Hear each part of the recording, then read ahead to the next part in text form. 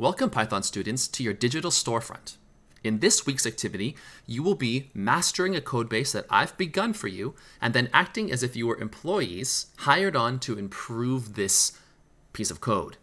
Consider this a startup business that's tried to make a rudimentary storefront to kind of get customers in the door, but you've been hired on to make it much better, more robust, with more features and better features in terms of replacing the content that might be there already if you have a better idea.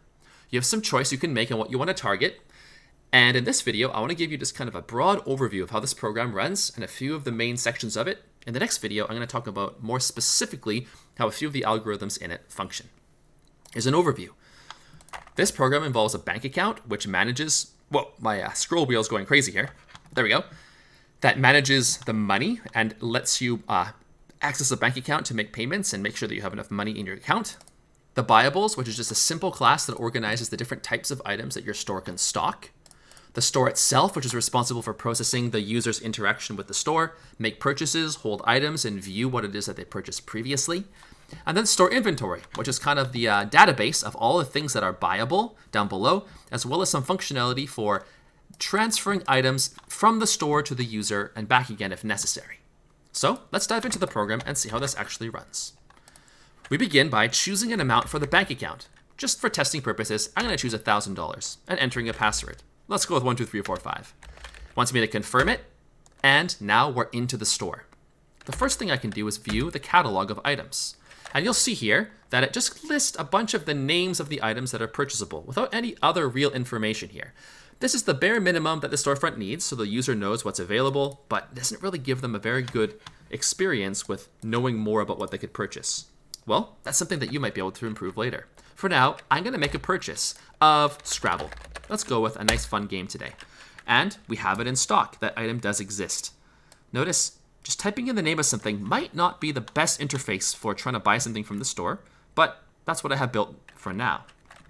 I'm going to buy it now and confirm my identity with my password as if I'm putting my PIN in to purchase at the store. And there we go. I spent the $25 on Scrabble, and I have this much remaining. Purchase complete. I can now go to option 4 and review the items that I own, which now has Scrabble listed. Let's buy one more item from the catalog.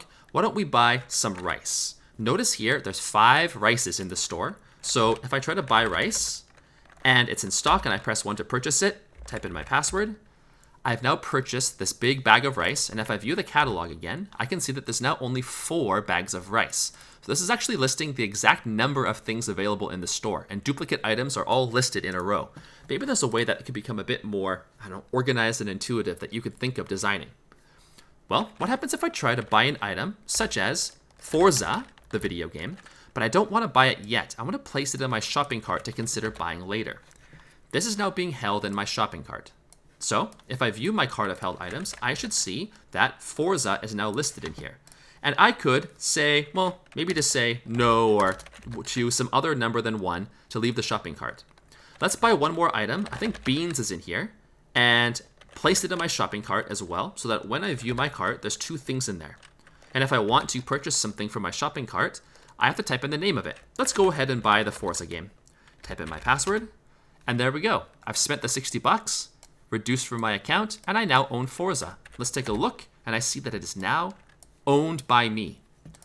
I might want to be able to return some items potentially. That's not a functionality that exists yet. Maybe that's something you could build later. I can also just view a summary of my financials. Right now, this simply shows me the total amount of money that I have left in my account. So there's the simple framework of the program. There's a bunch of things that are stored in the store's inventory that I'm able to buy or put into a shopping cart, have it processed with my bank account whenever I do decide to buy it, view the items that I have, as well as view the financial state that my account is currently in.